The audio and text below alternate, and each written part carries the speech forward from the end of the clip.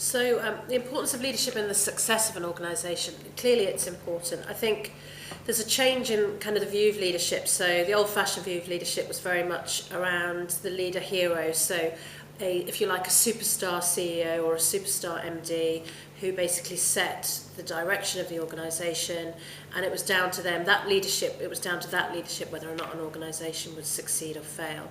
And I think that those days have gone, and certainly with new generations coming through and a more interconnected world, a more global world with technology, leadership has to come from the bottom, the middle and the top. So it's interconnected, people are reliant on each other, leadership has to be driven internally from people themselves. So we start with leadership of self, so fundamentally leadership comes from you as an individual.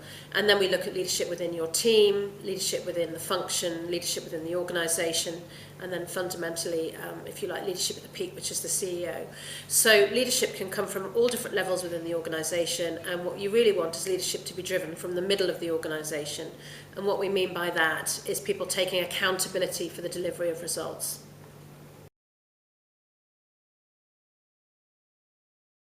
So the kind of leadership that's needed for a turnaround of an organisation, I think, goes very much back to what I was just saying. So it's around people taking accountability in their own roles. So you can't rely on other people. It's got to be something that's delivered collectively. So we talk about collective leadership. So it's not about a person coming up with a solution, because very often in the world we live in at the moment, as we know, we call it the VUCA world, volatile, uncertain, complex, ambiguous.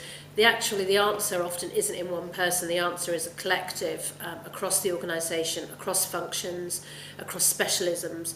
And so what we look for is a collective solution. And that's the kind of leadership that's really needed for a turnaround. It's got to be something that involves all the employees, or as many of those as you can engage as possible. It's about employee engagement. It's about direction. It's about alignment of the employees. And it's about the commitment to make it happen. And that comes down to individual accountability.